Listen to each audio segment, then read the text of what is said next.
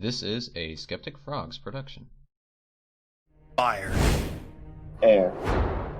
Water. Earth. Long ago, Avatar Korra visited the glorious Republic City. There, she not just created peace for the nations, but a state of balance for all. For the next 40 years, she helped the White Lotus Society in forming schools around the world. Now, 8 years have passed since the Avatar's untimely end. With fear that the Avatar line may have ended those 8 years ago, and with withering hope for the White Lotus to continue holding peace, the search for the next Avatar hastily begins. Previously on Dicebenders. We're taking Cairo. Much to my dismay, yes. You guys are a little late, but at least you made it. So you guys are heading over to Beilong. We fastened him with a few things that you may need on your trip. Alright, let's get on this flying machine. I mean, animal. Call an ambulance! Call an ambulance! But not for me! I think we should go to the city, maybe ask around like to see what's really happening. Does anyone know anything about spirits, though? What exactly do we want to know? You know with totem spirits that it's a protector of the land. You guys see the city that you guys are supposed to be heading towards is below you. Beilong is a newly bustling town, surrounded by thick forest on all sides and a river bordering the north.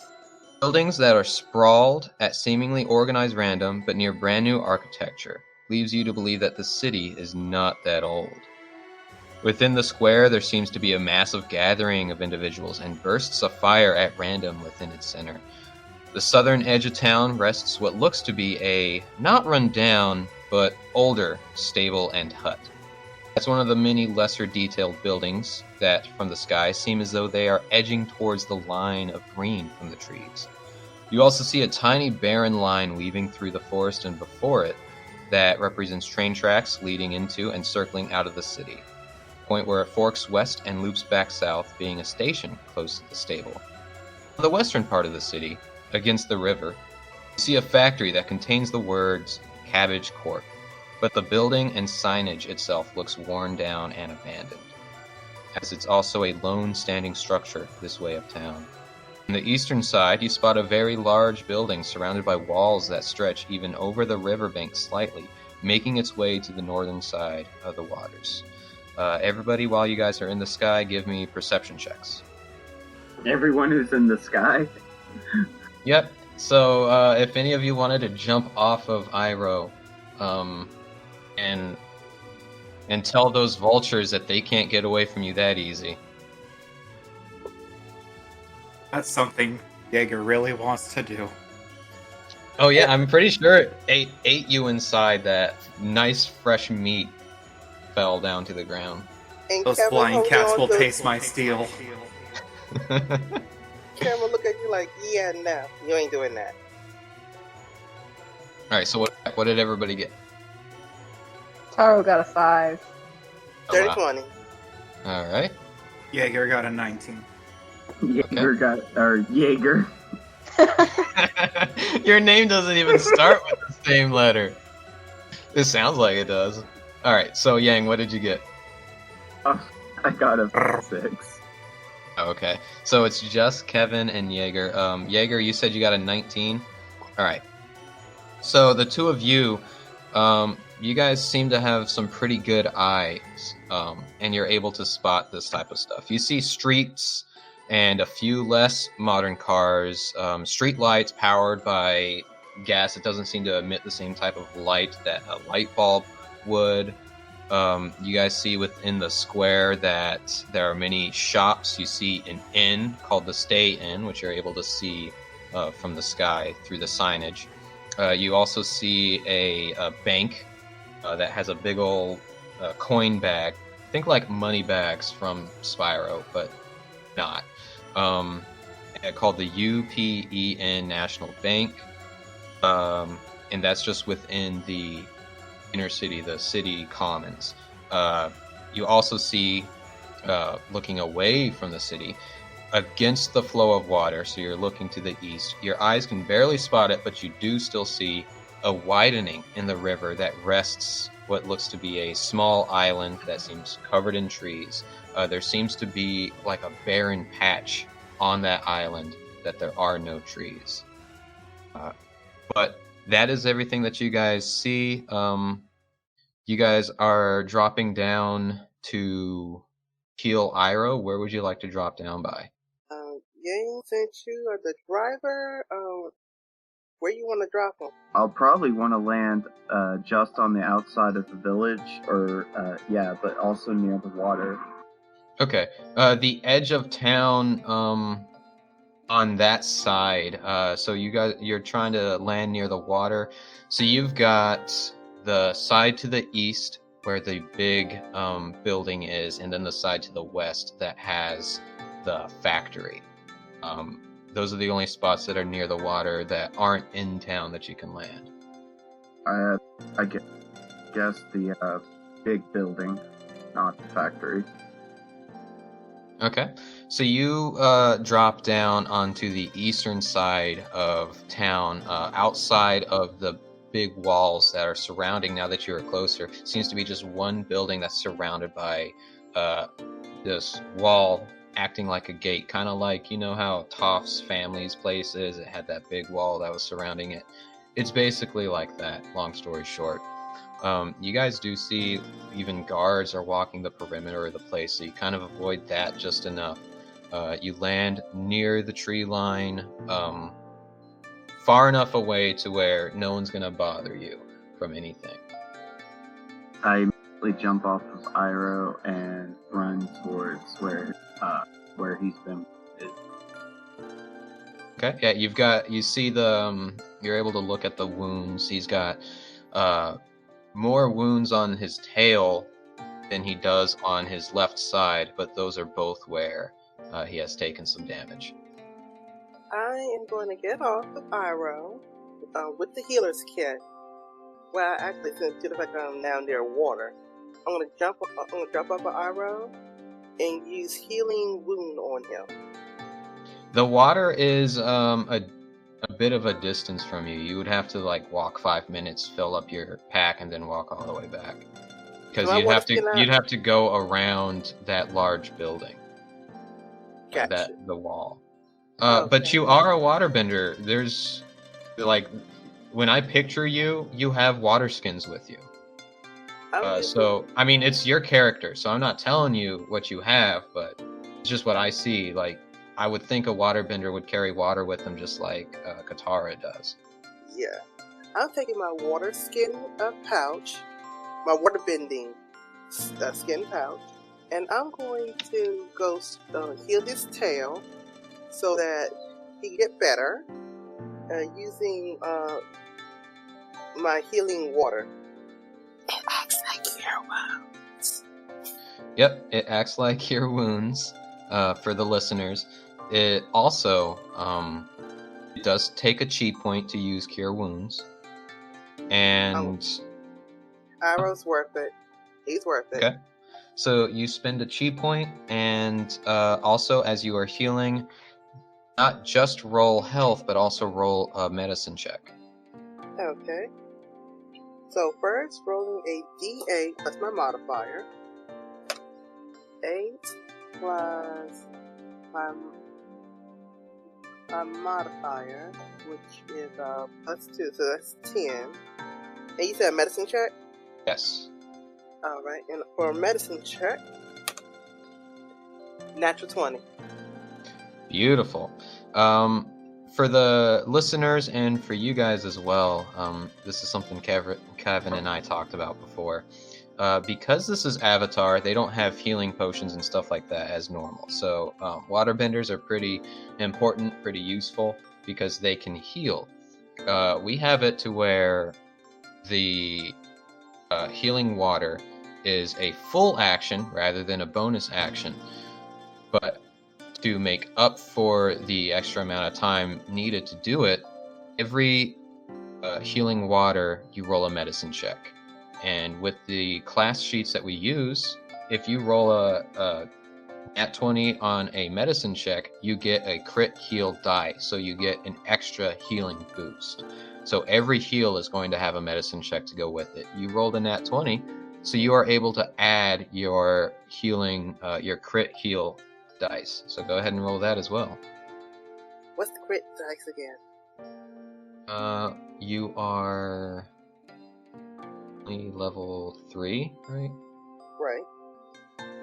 Alright, so crit heal die is a d4. Oh, right. 2.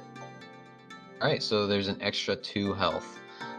So you guys watch this as Kevin pulls out some water from his skins, presses his hands down on Iroh, and Iroh takes well to the soothing calmness that is the water as it glows this bright blue. Kevin does the tail, does the side.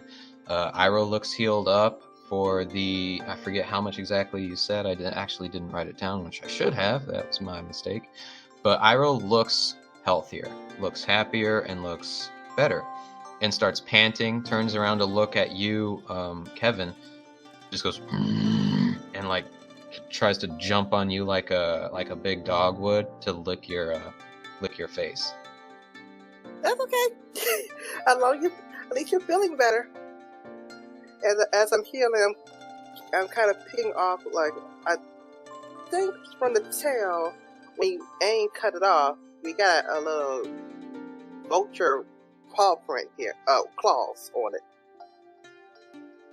Hey, Jaeger, you want a souvenir? Here's the paw. Here's one of the little claws that it left behind. Yeah, I'll take it. All right, you grab it, and it looks kind of like a raptor talon almost. It's a pretty cool souvenir. I dig it. As long as don't dig it to Iroh, it's all yours, right, Iroh? And licks you again. I wonder, can I water bin saliva? Roll me an Arcana check. Let's see, Arcana. It is a 8. You attempt it. You are unable to bend the saliva. Oh well, he's happy. Hmm? So, what's the game plan? As I'm looking to Taro, Yang, and Jaeger. What's the game plan, y'all? Kevin, give me a perception check, I guess, as you're looking around at your group. Natural 20. Jesus. Okay, as you're asking the group, you happen to look around and you see Yang is just furiously just shaking right now. He looks... There is definitely something wrong with him at the moment. You said Yang? Yeah. Yang, are you okay? Stupid, that's all. Stupid. I should have been paying more attention, and because of my negligence, Iroh got hurt. Yang, it's okay. We were in battle. Things do happen. It's not your fault. The Air Masters were right. I don't focus too much. I'm always letting my mind wander. We made it to the ground, didn't we? And Iroh's still healthy. It's all Iroh patched pants up. and looks at you. See? Looks at you, Yang. Sorry, buddy, I let you down and you got hurt. But don't hurt us, makes us stronger. Yeah. Yeah, with that conversation, Yang, you look and you see the three people. Although you guys just met yesterday, you seem to all be pretty good. Each one of you has differences, and somehow it all works out, and you're not really sure how, but it's a good feeling. You're seeing these three people standing up, and they're just standing up and being themselves, and that's something that's really nice for you to see. I start to calm down, and I just think back to Master Go's teachings and calm myself and have a brief instance where I have a thought of my great-great-grandfather and how much I really hate him and my family right now. And this is internally. Mm-hmm. All right, so externally, since Kevin was the one that did the perception, I'll say it from his perspective. You see Yang has calmed down now and seems to be... He's still kind of lost in thought, but he seems to be here, at least. So, yeah. I'm gonna put my arms around him and just want to make sure, like, give him a good hug, a good comforting hug. I flinch slightly. Sorry. I'm But you not look like you used need a to hug. it. Sorry. I Whoa. embrace the hug and nearly collapse in on her. On who? Or him. Sorry, Kevin. All right, and Tara, what were you about to say? Oh, I was gonna redirect the conversation. Yeah, you and Jaeger are just standing there side by side watching as this waterbender comes running up and goes, oh, and just hugs this this airbender. He is stiff as a board for a second, looks down, and then gives a hug back and just kind of like collapses into Kevin. You and Jaeger are just standing there watching that whole thing. Well, should we head into town, I guess? Yes. Let's go. Are we just gonna leave Iroh out here? No, he's gonna follow us. He'll be fine. Alright. Follow me. Right, buddy? Hold on. Where you do realize he's pretty big, so we may have to put him in a stable. Would that be okay with you? Get taken care of, yeah. Okay. You guys remember as you were flying in that there is a stable nearby where the train tracks were, the train station would have been. Yeah. So you guys want to head that way? Sure. Yeah, we're gonna... I think I saw a stable on the way in. We'll go check that place out first. Okay. All right. Cool. You guys maintain a reasonable distance from the between the outskirts of the city and the forest line, and you're able to walk around. You see some old, it looks like abandoned buildings. Some of them not so abandoned, but you can definitely tell the outskirts of town does not have nearly as much currency and income or even pull with the city as the interior of it. You definitely just feel, it almost feels like two completely separate entities within the city and the outskirts. But you walk around until you get to where the stable was. You see the stable looks as well kept as an old stable can. Right next to it, you see a 2-story building that has a sign that the paint is worn out, but you can make out the word "inn." That's kind of it. You guys head inside of the inn.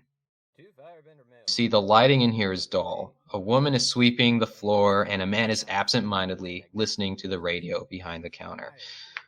You see some photos hanging by the gas-powered lighting that's on the walls. It looks like just family members and other things. To the left of the counter, you see stairs that lead up to where the rooms would be in the inn. The wooden boards creak as you guys walk in, as the woman that is sweeping looks over in surprise. She stops sweeping and goes, hello there, hello. Hi, are you guys here for rooms? Yeah. Yes, sirree. Okay. She looks over at the man behind the counter, and she goes, Jensen! Nervous laughs, look at you guys, and kind of gives you like a 1 second, with her finger. Walks over and starts talking to the man, trying to get him to listen, and then she just shuts off the radio. Anyone that wanted to try to listen in on that radio, give me a perception check just to see what he was listening to, if anyone's interested. 18. Tell me. 18. So, are you the only one that I would want to hear it? I got, you say perception? 11 Perception, yeah. plus 2, so 13. Okay. You are able to hear it. It sounds like... Hello. Sorry, I keep forgetting that I'm muted. 13 plus 2 is 15. Okay.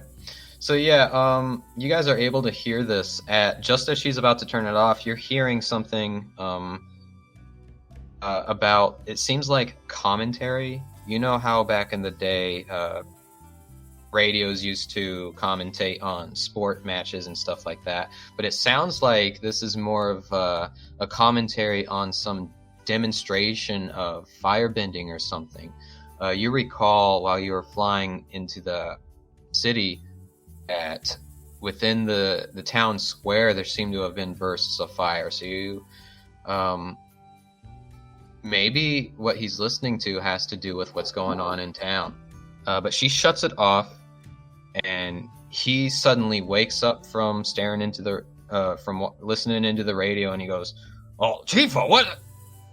Oh!" And he gets up, dusts himself off, and he says, "Oh, how can we help you?" We're part of the White Lotus. Can we get some rooms here? Oh, White Lotus, huh? And he starts rubbing his chin. He's got a small, like, stubbly beard. Very old, raggedy-looking man with poor clothing. And he goes, "Oh, I think I could get you some rooms. I could do maybe 10 coin a night for you." Does anyone want to haggle him? Is that 10 per person? Yeah, that's right. 10 per person. I was asking if there was anything we could do to possibly take some funds off of the rent, the cost. Like any work we could do. Give him a persuasion. 2. I'm not even 2. He just looks at you and he goes, "Oh well, you know, we've got it taken care of here. What we really need is just those rooms paid."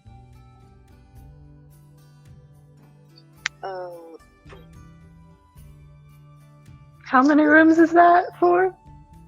Oh, that would be 4 rooms, ma'am. Much for one in the bar. Did you say the barn? I have a sky bison. Oh my goodness. Well, you know, that would be I could take care of that bison for you for maybe 25 coin. Have you ever been on a sky bison ride? No, and I'm glad I haven't. It's quite enjoyable. It's really not. Doesn't sound as enjoyable as being on the ground, son. It's more I fun hear you. when it has a pilot. He just looks at you, Jaeger, when you say that, confused, like, I don't doubt that. So, yeah, the rooms, 10 coin a night per person. The bison, 25 coin a night. Would you have a talk phone? No. What's that? It's a strange device thingy that allows people to talk who aren't in the same room. A telephone? Yes, that. Oh, yeah, we've got one in one of the special rooms. We're still working on getting the funding to get some more into each one of the rooms. But yeah, that'll link us straight to counter here, or if you need to make a call or something, you could use the one that's right here. He picks it up and puts it over the counter. How would you feel about being an official lodging destination of the White Lotus? I feel like you're trying to butter me up, and I don't really know if I believe you. About being in the White Lotus? About possibly being an ally of the White Lotus. An individual who helps keep an ear out for leads on the possible new avatar and any dangers like the one we are here to inspect and check up on involving the missing individuals of your village. We're just looking for individuals who would be contacts for us. Alright, give him another persuasion check. What was it just him? Kevin, what were you saying? I didn't even hear you say anything. I was about to say, like, if you do become a contact, you can have a lot more White Lotus taking residence in your, will coming by and staying in your rooms. There's a lot more paying customers. Yeah, Yang, roll it with the assist from Kevin. Alright, so the first roll is a 17. The second roll, 17 plus 1 is an 18. And he listens to that and he says, well, I mean, if you've got the authority to do something like that, put in some good word. I don't mind taking in some extra business. I could drop down the price for you a little bit, but you know, I gotta have coin to feed your bison, and I gotta have coin to keep the lights on in those rooms. So We don't need 4 rooms. We could share Oh, yeah. one. yeah, you Taro, you say that, you hear that, grrr, and you look down and you see like a cat-looking thing, like a cat dog, as it walks by. I'm gonna shoo at it. You're gonna shoo at it or shoot at it? Shoo, not shoot. I was like, gee. I pull out my scimitar. It's going down. I got my I quarter. punch it with my fist. The woman's like, get out of my home, you crazy. Okay. Yeah, but anyway. Back to reality. yeah. I forgot what was the last thing said, but he goes, yeah, well, I still need some funding to get those rooms, and you said, don't need 4 rooms, that's fine, I could do 5 coin per room per night. Deal. Okay, how many rooms? 1 or 2. How many How beds? big are the rooms? And how many beds? The room's got 1 bed each. How big the beds? When? It looks like we're gonna be spooning. Oh, I'll sleep on the floor. I don't mind being a little spoon. The cat dog widens his eyes when you say that. I think this cat dog's a perv. Yeah, that's, how'd you know that's what his name is? Excuse Perv, me? get out of here! Perv, go outside! Cat dog rushes outside. I am stunned and befuddled. I mean, we could do 2 rooms, 2 individuals per room. And then there's Iroh, who will need space in the barn. Yeah, I can't drop down on the price for that bison. 25, that gets me no coin in my pocket, because that gets the food in the belly and keeps the worm in the stable. How many nights do you think we're gonna be staying here? I turn to Taro. Do you think you could contact Master Torque with the Takuma-thon? With the telephone? Yes. Sure. See what to do in this situation. See how we're supposed to pay for this with the 50 coins that we have. Say, do you take New Earth coin? No, definitely not. How about water Okay, tribe cool. money? Why the hell would I take Water Tribe money? Sorry, the air nomads don't have finances. Are there other inns in this town? Oh yeah, we got some closer into the center of town, but there ain't no stables in there.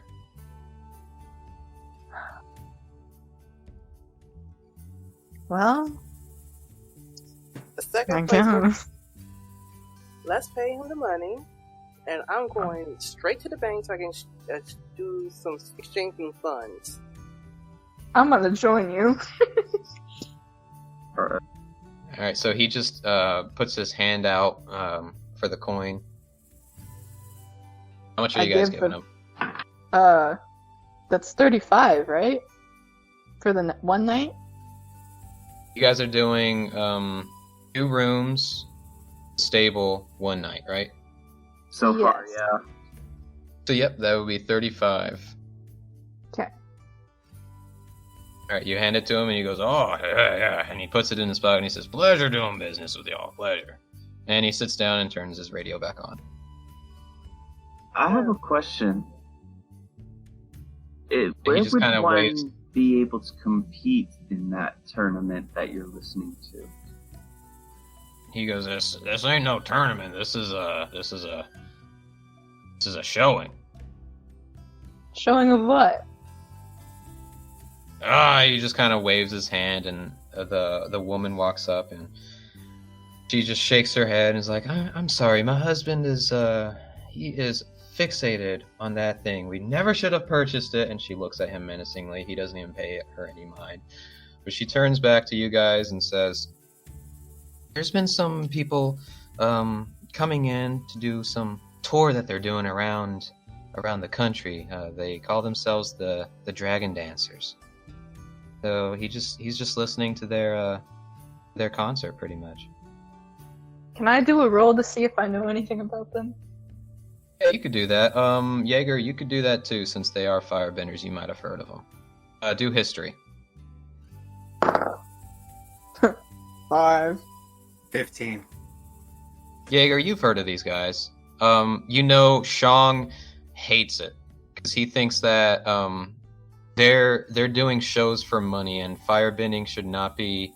He finds what they are doing disgraceful. But you've heard of them. Okay. And for you, Taro, you said you got a 5. Yeah, you haven't heard of these before. Great. I'm going to talk to the innkeeper's wife, or she's the innkeeper. She might as well be the innkeeper. She's the one that does most of the work. Okay. I'm gonna talk to the innkeeper to. I want to get some information from her.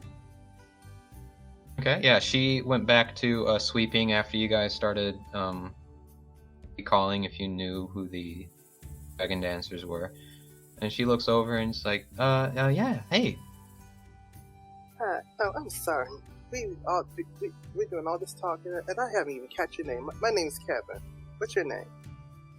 Tifa. It's a pleasure meeting you. These my go ahead. friends here from the White Love Society. Yeah, I see that from the sashes. Can you tell us anything about these disappearances going on? Anything you have heard? Yes, most of it, and she puts she leans the broom up against the wall, and she seems very focused on this conversation now. And she says, it started maybe a month, 2 months ago. People just kind of started disappearing every, I want to say 2 weeks or so. Problem is, it usually comes from right around the edge of town, so most of the people within the city don't really care. Oh, that's messed up. Do you know who's been getting kidnapped? Mostly just the young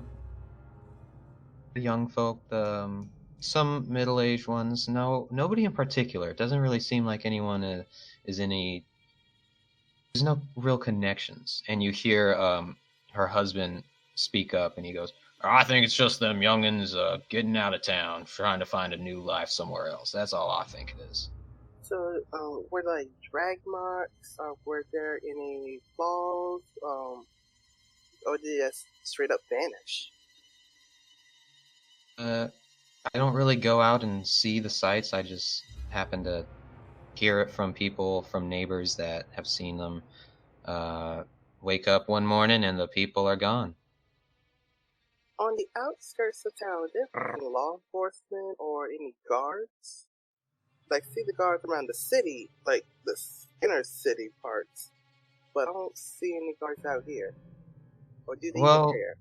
Well, guards? No. The only guards that you'll find work for Ludini, but there's police. They don't really come out this way, though. We kind of just fend for ourselves. And, just kind of the way it works. Ludini, you said? Yeah. Have you heard of him? Have you seen any of his movies? Everybody just wanted to point out that we are aware that movies are called movers in the Avatar world. It's just every once in a while we do mess it up. I hope you are able to understand. Thank you. Yeah, I think I've seen a few of them. I know someone who's pretty big into them. Do you know, like, where he lives, generally? Yeah, he lives up on the northeastern part of town. He lives in this giant mansion-like house. It's impossible to miss. Cool. Thank you. Uh-huh. Well, your master did say he's unorthodox, and a big freaking house is unorthodox. Yeah, I wouldn't. He's a pretty strange guy. He moved into town after the factory shut down, and just kind of his wallet kind of rebuilt the city. So a lot of the changes that you're seeing, all the nice buildings in the main part of town, most of it is his money. All the When- And changes, when did huh? the factory, Yeah. when did the factory shut down? Oh, I want to say, Jensen, how long ago was did the factory shut down? 5-10 years, I don't know. Okay, so we'll just go with about 7 years ago. Okay. Hmm. And when did Ludini pop up? He kind of popped up about the same time, I want to say. He saw a lot of potential. He was just starting to do a new movie, and just fell in love with the scenery nearby and started building his home and started building up the city. Is there any sacred spirits or that reside in this area of town? Well, you see, that's what I think the people are disappearing are from. Already heard my husband, but I think maybe it's a spirit, because traveling up the river, there's an island nearby that there's a totem on there, and I haven't gone out to check, but it's very likely that someone could have interacted with that, and maybe the spirit's angry. Maybe the spirit doesn't like the changes going on in the city.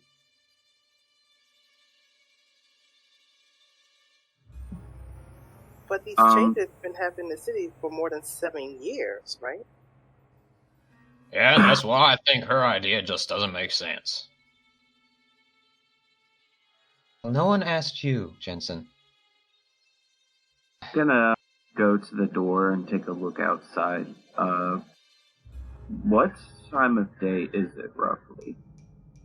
Since you guys left around sunrise, traveled for about 10 hours, a little bit longer because of the battle.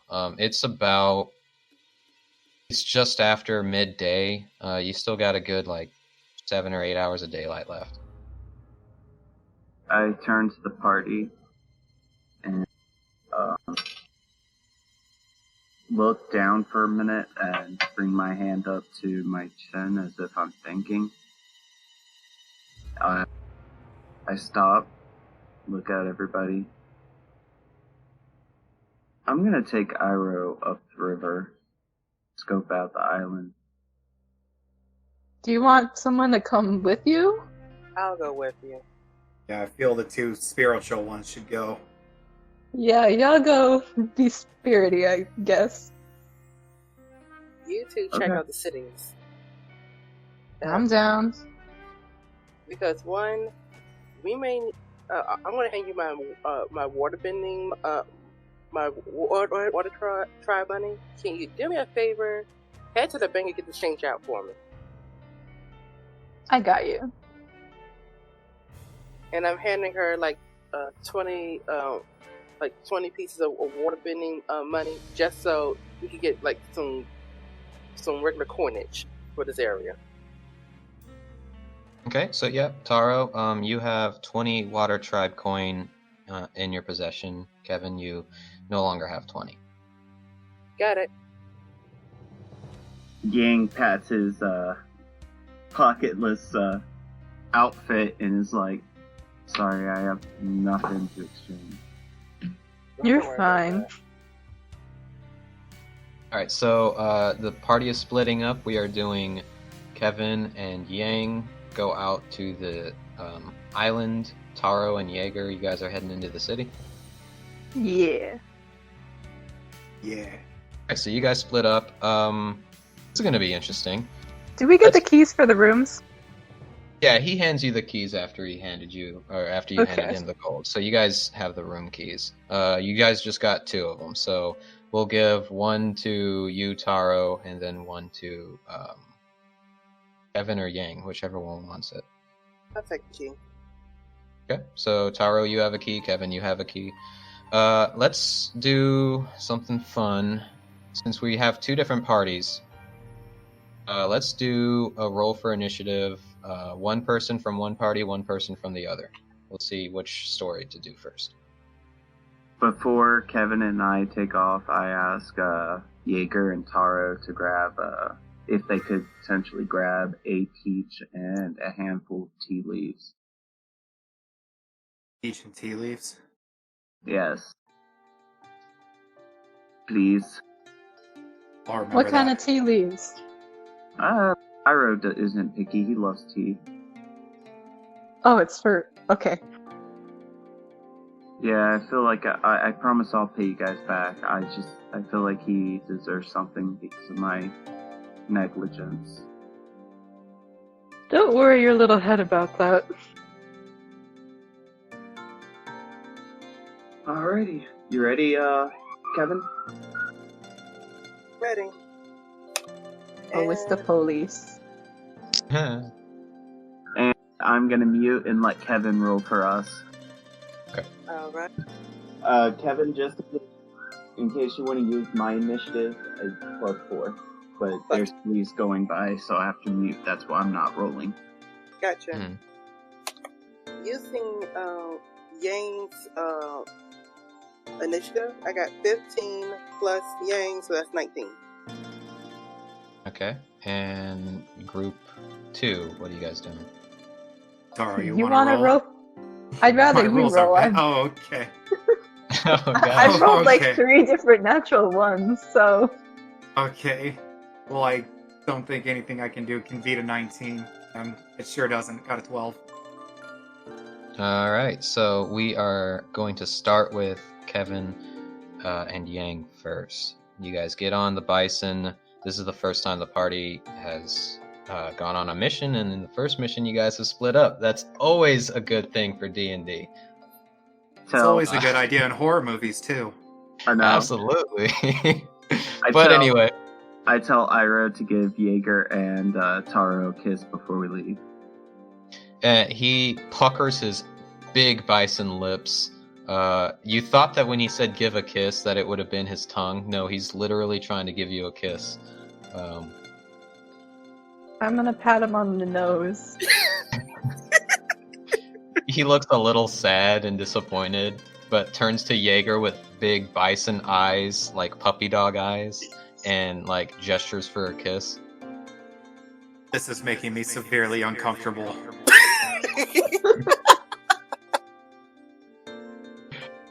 But I guess I hold out my hands. You can kiss the other hand. Your entire hand goes in his mouth. He eventually pulls away, and you just have a line of drool that slumps down to the ground before it breaks the drool between your hand and his mouth. And he starts wagging his tail up and down. And you say, yip, yip, and you go flying off with Kevin. Do you guys talk at all while you guys are flying to the island? I was gonna talk with Kevin, yeah. Okay, yeah. Hey Kevin, could you check out that second book for me and tell me what it's about, please? You said your book? Yeah, the old looking journal leather bound book looking one. Okay. Kevin's looking into the book. Would it be in our Arcana check? Or just me looking? Yeah, you pick it up, you look at it. It looks like a very old leather skin journal. Because you realize after scrolling through it, you don't even need to roll an Arcana check. This isn't a bending book or anything like what Yang was trying to point out. This is a journal. Okay, it looks like somebody's journal. Oh. I was hoping it would have some airbending techniques. Yeah, Kevin, you because you love to read, you start trying to read into it a little bit, and you're you're reading some stories and some perspectives, mental points of views and stuff like that about founding Republic City and just learning how to be better every day and raising a family, stuff like that. And it's starting to hit you. Sounds like this might be Yang. Yang? What's up? This is this is a journal, right? This is a journal about Aang, the Avatar Aang. I stiffen. My body stiffens immediately.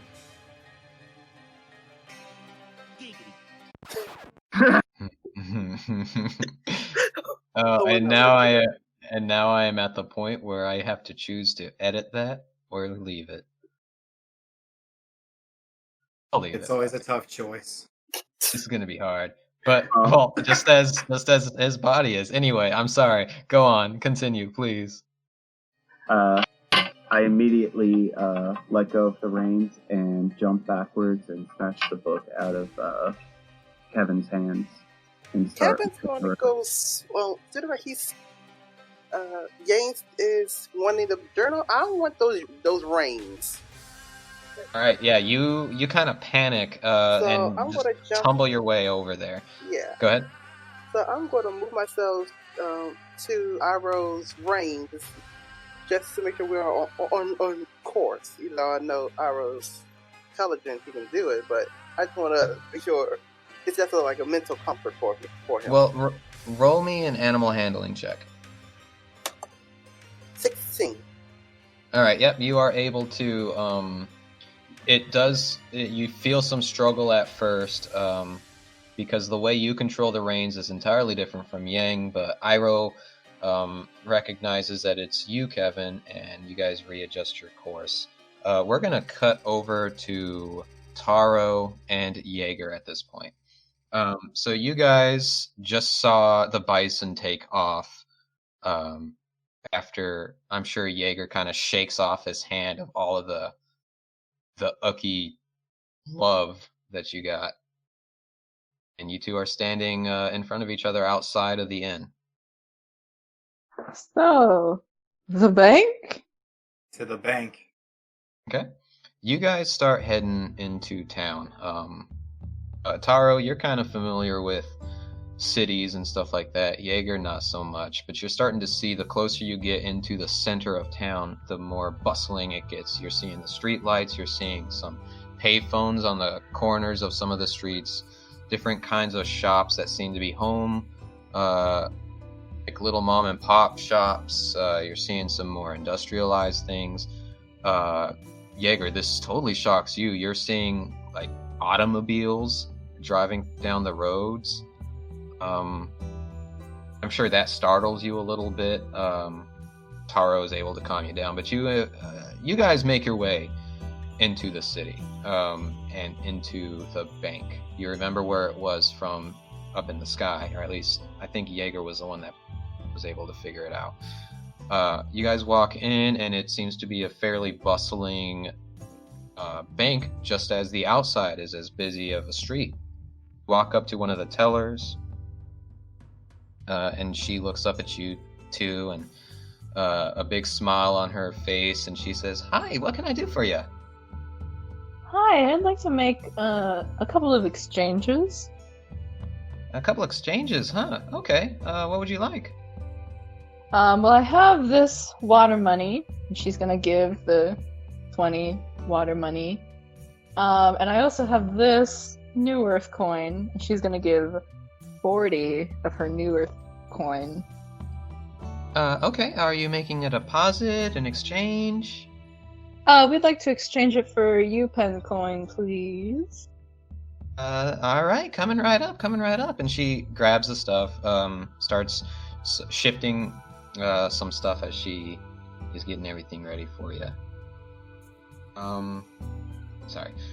She gets that stuff ready, and as you guys are standing there waiting, Jaeger, roll me a perception check. Okay. Got 19. Ooh. You're looking around, and you see like the officer that's supposed to be on duty to take care of the bank, just make sure things stay safe, is really staring you down hard. You start to tense up a little bit. You look around, and you see a couple of other people are kind of like shunning their eyes away from you, and you're starting to hear whispers that you can't make out what they're saying. Oh. What's up? How much longer is this gonna take?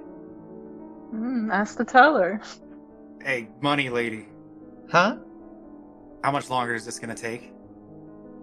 Just a little bit longer. I had to get some extra U-Pin from one of the other tellers. All right then. She turns back over.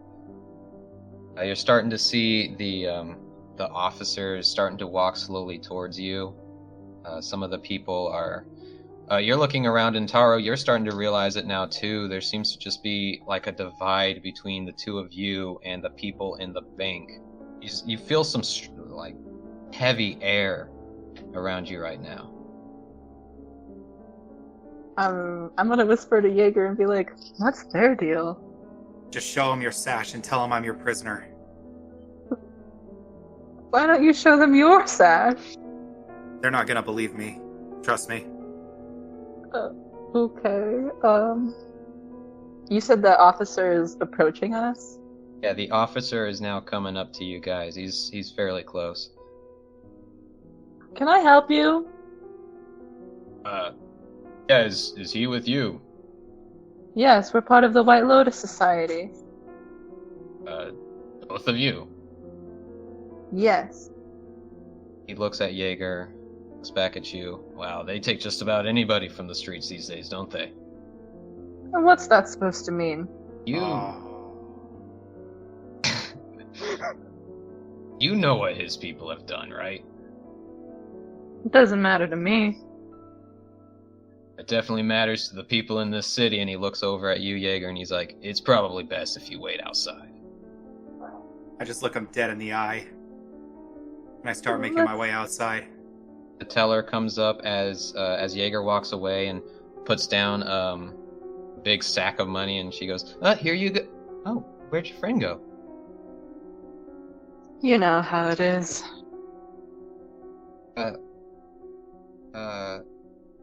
Don't worry about it. It's fine.